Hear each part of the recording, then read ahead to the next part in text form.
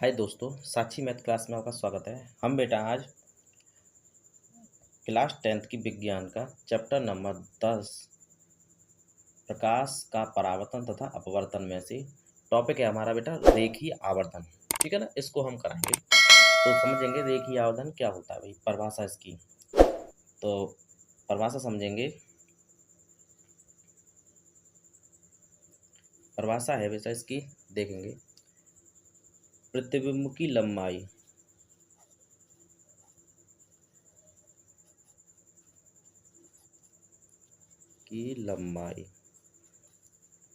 तथा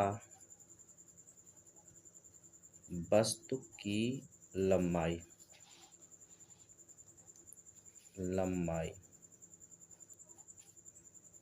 प्रतिबिंब की लंबाई तथा वस्तु की लंबाई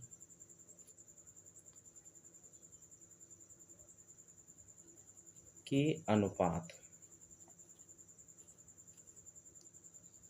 अनुपात को रेखीय आवर्धन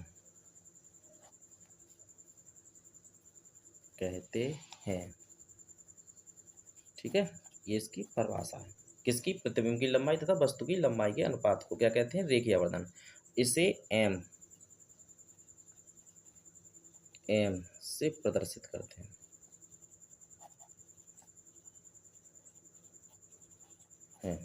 ठीक है, अब देखो मान लेंगे, माना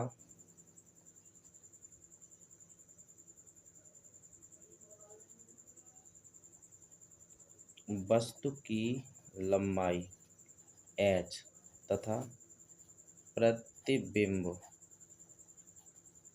की लंबाई h डैश है, तब रेखीय आवर्धन m बराबर, भाई देखो प्रतिबिंब की लंबाई, तो प्रतिबिंब की लंबाई क्या लेंगे? अच्छे से नीचे लेंगे ना। और अच्छे से नीचे के लिए क्या लगाते हैं बेटा? माइनस। तो ये हो जाएगा माइनस का h डैश, ठीक है, बटे h। ठीक है, और इसकी अगर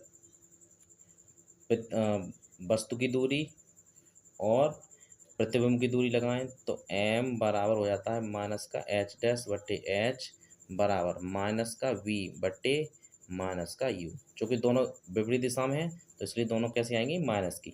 ठीक है, तो ये हो जाएगा हमारा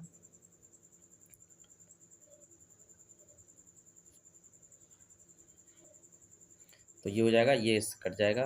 तो हम ऐसे भी लिख सकते हैं इसे m बराबर h डैश बटे h बराबर v अपॉन u। ठीक है, ये हमारा सूत्र बन जाएगा।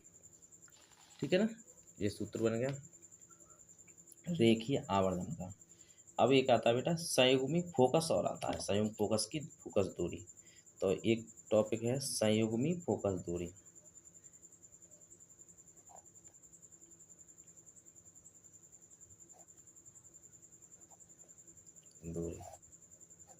ठीक है, तो संयुग्मिक फोकस दूरी क्या होती है? उन दो बिंदुओं को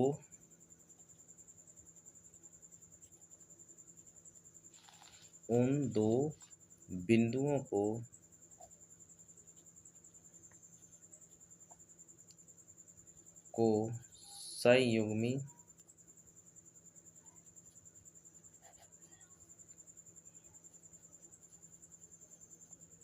फोकस दूरी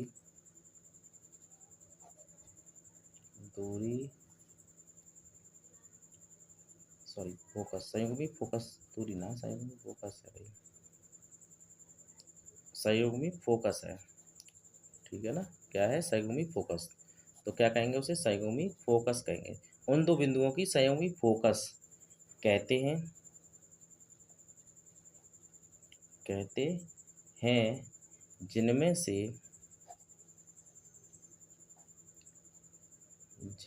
से एक बिंदु पर रखी वस्तु का प्रतिबिंब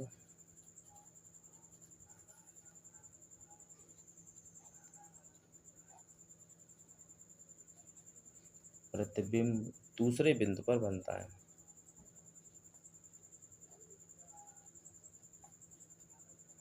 बनता है।